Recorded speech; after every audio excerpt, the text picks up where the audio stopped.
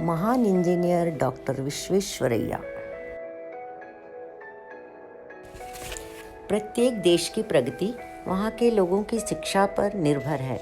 पुरानी बातें पुराने ज़माने के लिए थीं। खोजो, सीखो और संगठित हो, यह संदेश थे महान इंजीनियर डॉक्टर विश्वेश्वरैया के।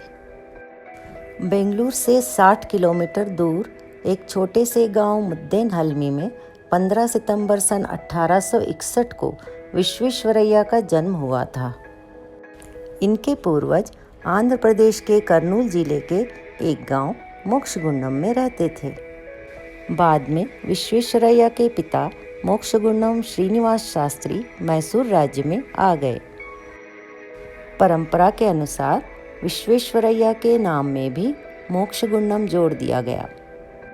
अब विश्वेश्वरैया का पूरा नाम मोक्षगुंडम विश्वेश्वरैया हो गया। विश्वेश्वरैया का बचपन कठिनाइयों में बीता था। जब वे 14 वर्ष के थे तभी उनके पिता की मृत्यु हो गई और वे अपने मामा के घर चले गए। अपनी पढ़ाई का खर्च चलाने के लिए उन्हें घर घर जाकर ट्यूशन पढ़ाना पड़ता था। इसके लिए वे मीलों पैदल चला करते थे। इनकी प्रारंभिक शिक्षा चिकबल्लापुर के मिडिल और हाई स्कूल में हुई थी।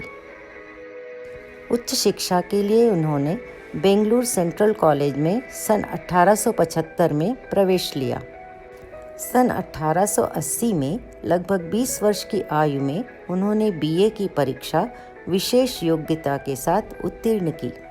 विश्वेश्वरैया ने पूना कॉलेज ऑफ इंजीनियरिंग से सन 1883 में इंजीनियरिंग की परीक्षा उत्तीर्ण की। इस परीक्षा में उन्होंने प्रथम स्थान प्राप्त किया। इसके बाद उन्हें डॉक्टरेट की उपाधि से भी सम्मानित किया गया। इंजीनियरिंग की डिग्री मिलने के कुछ समय बाद ही उन्हें मुंबई लोक कल्याण विभाग में सहायक अभियंता के रूप में नौकरी मिल गई। फिर वे मैसूर राज्य के चीफ इंजीनियर बनाए गए।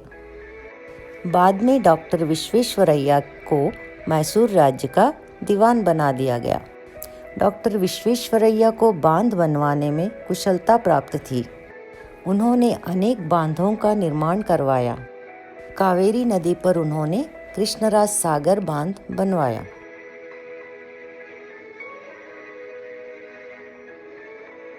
इस बांध के बन जाने पर मैसूर में पानी की समस्या हल हो गई।